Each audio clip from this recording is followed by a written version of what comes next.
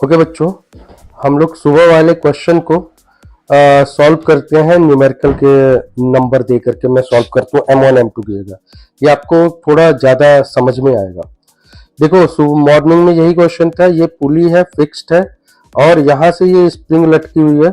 यहाँ पे 3 किलोग्राम का ब्लॉक है और इस थ्रेड के सहारे ये 2 किलोग्राम का ब्लॉक है और ये रस्सी जमीन से लगी हुई है। पहला स्टेप क्या है?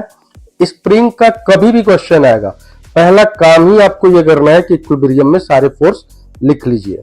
ठीक है, तो इक्विलिब्रियम में ये कोई भी ब्लॉक ऊपर नीचे कहीं जा नहीं रहा है, तो हर ब्लॉक का एक्सेलरेशन क्या है? 0। हर ब्लॉक का एक्सेलरेशन क्या है? 0, क्योंकि नेट फोर्स 0 है। Excuse me. फिर उसके बाद मैंने क्या करा कि इक्विलिब्रियम के सारे फोर्स मैंने लिख दिए। यहां पर देखिए, स्प्रिंग फोर्स ऊपर की तरफ लगेगा। कितना लगेगा स्प्रिंग फोर्स?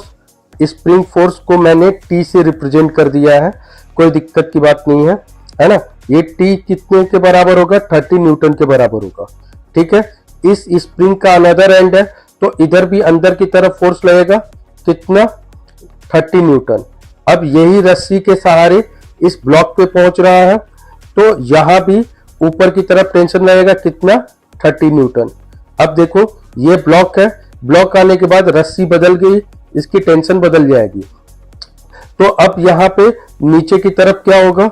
नीचे की तरफ ये जो नई वाली रस्सी है जो ब्लॉक और जमीन से कनेक्टेड है, उसमें एक टेंशन डेवलप हो जाएगा। T1 एज्यूम कर लेते हैं हम, और ब्लॉक का अपना वेट कितना हो जाएगा? 2G, यानी 20 न्यूटन।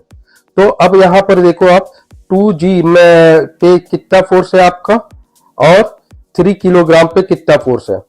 तो अब देखो, इक्विलिब्रियम में T की वैल्यू कितनी होगी? 30 न्यूटन, क्योंकि ब्लॉक ऊपर नीचे कहीं भी नहीं जा रहा है। और यहाँ पे जो जमीन और ब्लॉक को कनेक्टेड रस्सी है, उस पे टेंशन कितना आया है? 10 न्यूटन का आया है। कैसे निकाला? ये ब्लॉक है, 30 न्यूटन ऊपर लग रहा है स्प्रिंग फोर्स की वजह से, और ब्लॉक का अपना वेट 20 न्यूटन और इस थ्रेड का टेंशन T1। तो यहां से ऊपर वाला फोर्स इक्वल टू नीचे वाला फोर्स कैलकुलेट करके T1 10 न्यूटन आपको मिल गया। अब आपने क्या करा? रस्सी कट कर दिया। देखो, रस्सी कट करने से क्या होगा? रस्सी कट करने के तुरंत बाद स्प्रिंग अपना फोर्स चेंज नहीं करेगा। क्यों? क्योंकि देखो, स्प्रिंग के इस एंड पे मास कनेक्टेड है ना। मास क्या होता है? इनर्शियल प्रॉपर्टी होती है। ये सडन चेंज का अपोज करता है। चेंज का अपोज करने का मतलब डिले करना है ना।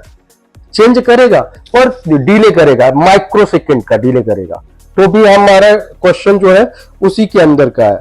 ठीक है, माइक्रो सेकेंड के अंदर का है। यस, ठीक है, कि जस्ट बिफोर और जस्ट आफ्टर, मतलब रस्सी मैंने कट किया, स्प्रिंग अपना फोर्स नहीं चेंज करेगा। स्प्रिंग पे अभी भी फोर्स कितना है?